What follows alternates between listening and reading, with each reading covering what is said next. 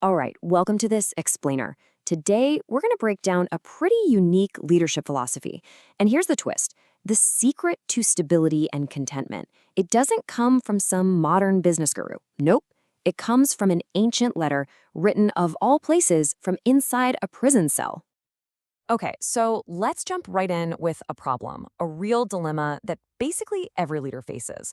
Doesn't matter if you're running a scrappy startup or you're the CEO of a Fortune 500 company, this is a universal struggle. And here's the big question, right? How in the world do you stay content, stay centered, when you're constantly dealing with situations you wish were totally different? It's that daily battle for inner balance. And look, these are not just abstract bullet points on a screen. We're talking about the real, day-to-day grind, right? The market zigs when you expect it to zag. You've got that one person on your team who just pushes all your buttons. And that constant nagging thought, ugh, if only this one thing were different. That's the stuff that just chips away at you. So, where do we find an answer? Well, the solution we're looking at today is honestly pretty out there. It comes from a letter written almost 2,000 years ago by the Apostle Paul, while he was locked up in prison. This one idea right here is the foundation for everything else. Paul says that contentment isn't just some random feeling that comes and goes. He calls it a secret that you can actually learn. That means it doesn't depend on your circumstances, whether your company's stock is soaring or tanking. And this is where things get really unconventional.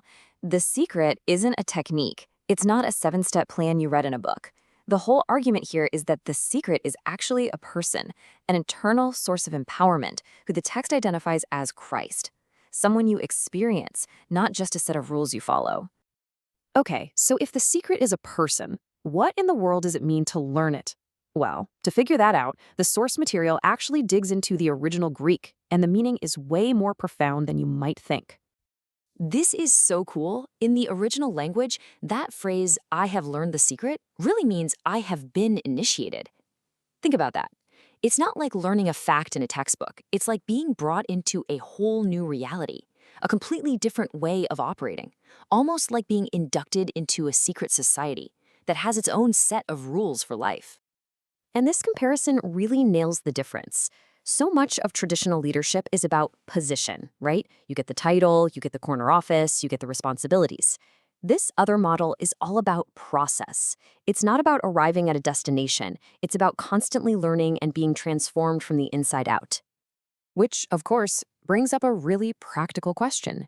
If there's this internal power source, how does it actually show up? In a leader's real everyday behavior and character. I love this metaphor. Think of it like a hand in a glove. The divine qualities, like righteousness and love, that's the hand. A leader's human virtues, those are the glove. Now, the glove has the right shape, but it's the hand inside that gives it the power, the movement, the actual purpose. So when we talk about virtues like truth, dignity, and love, the idea isn't that these are just good habits a leader tries to copy. Instead, they're the natural result, the outward expression of that inner life force.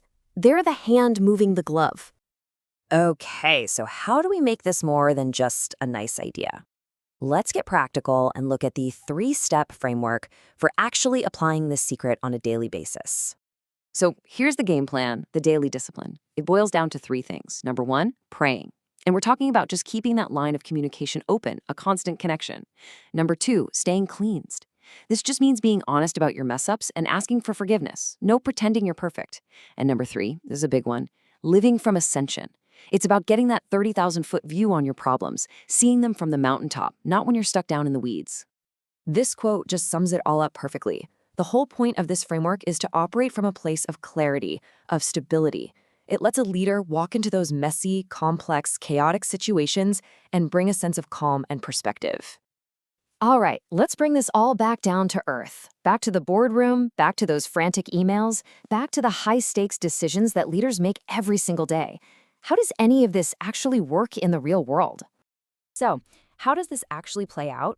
Well, when you're dealing with a difficult employee, you can blend forgiveness with firmness. When the market is going crazy, you can operate from that place of inner peace. When it's time to make a big strategic call, you do it from that ascension perspective, seeing the big picture, not just reacting to the fire in front of you. And really, this is the final takeaway. The greatest asset you can have as a leader isn't your IQ, your experience, or even your charisma. It's this deep, internal, unshakable contentment that lets you lead well no matter what's thrown at you. So, we end with this final, really provocative question. It takes the whole idea and turns it right back on you, on me, on every leader. It asks us to consider not just what we do, but who is the source of our strength to do it. It's a question of empowerment, and that's where we'll leave it.